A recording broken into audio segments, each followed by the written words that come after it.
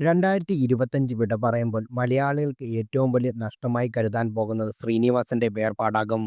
രോഗശൈലിയിലാണെങ്കിലും ഒന്നിനെയും കൂസാതെ പ്രകൃതിക്കാരനായതുകൊണ്ട് തന്നെ തങ്ങൾക്ക് ഏറെ പ്രിയപ്പെട്ട കലാകാരൻ അവയെല്ലാം അതിജീവിച്ച് തിരികെ വരുമെന്ന പ്രതീക്ഷ സിനിമാ പ്രേമികൾക്കുണ്ടായിരുന്നു.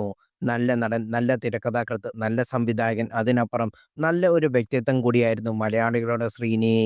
നായികാസൽപ്പങ്ങളെ തന്നെ മാറ്റിമറിച്ച പച്ചയായ നടൻ. അദ്ദേഹത്തിന് എഴുത്തിനെ പ്രണയിക്കുന്നവരാണ് ഏറെയും. ആശയപരമായി എതിർപ്പുള്ളവർ പോലും അദ്ദേഹം അന്തരിച്ചു എന്ന വാർത്ത ഒരു ഞെട്ടലോടാണ് കേട്ടത്. കാലമെത്ര പിന്നിട്ടാലും മലയാള സിനിമയിൽ മറ്റൊരു ശ്രീനി ഉണ്ടാവില്ല. കഴിഞ്ഞ ദിവസം മുതൽ ഇന്ന് ഉച്ചവരെയും, അതായത് ഇന്നലെ ഉച്ചവരെയും എറണാകുളം ടൗൺ ഹാളിലും കണ്ടാട്ടെ വസന്തിയിലേക്കും ജനങ്ങളുടെയും കലാകാരന്മാരുടെയും ഒരുക്കായിരുന്നു. തെന്നിന്ത്യൻ സിനിമയിൽ ഒട്ടുമിക്ക താരങ്ങളും അനുശോചനം രേഖപ്പെടുത്തി.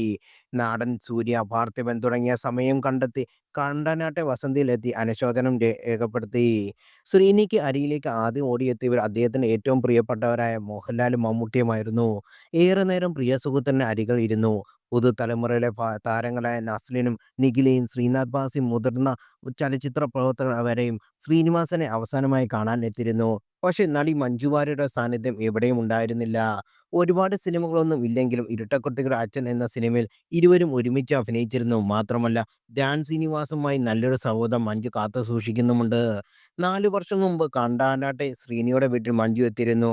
അന്ന് ധ്യാൻ തയ്യാറാക്കിയ ബിരിയാണി ശ്രീനിവാസനും കുടുംബത്തിനൊപ്പം കഴിച്ച് ആസ്വദിക്കുന്ന ചിത്രങ്ങൾ മഞ്ജു പങ്കിടുകയും ചെയ്തു. ധനിൽ ബാബു സംവിധാനം ചെയ്ത 9am ബന്യുമാരിയും ധ്യാൻ ശ്രീനിവാസും ഒന്നിച്ച് അഭിനയിച്ചിരുന്നു. അവിടെ മുതലാണ് ഇരുവരും തമ്മിലുള്ള ശക്തമായ സൗഹൃദം തുടങ്ങിയത്. ശ്രീനിവാസന് അന്തിമാചാരം അർപ്പിക്കാൻ എത്തിയില്ലെങ്കിലും പ്രിയപ്പെട്ട സഹപാഠിയുടെ വേർപാടിൽ അനുശോചനം അറിയിച്ച് നടി എത്തിയിരുന്നു. എന്തു പറഞ്ഞാലും ഉച്ചത്തിലുള്ള ചിരിയിൽ അവസാനിക്കുന്ന ശ്രീനിയേട്ടന് ഇതാദ്യമായി തന്നെ കരയിപ്പിച്ചു എന്നാണ് മഞ്ജു പറഞ്ഞത്.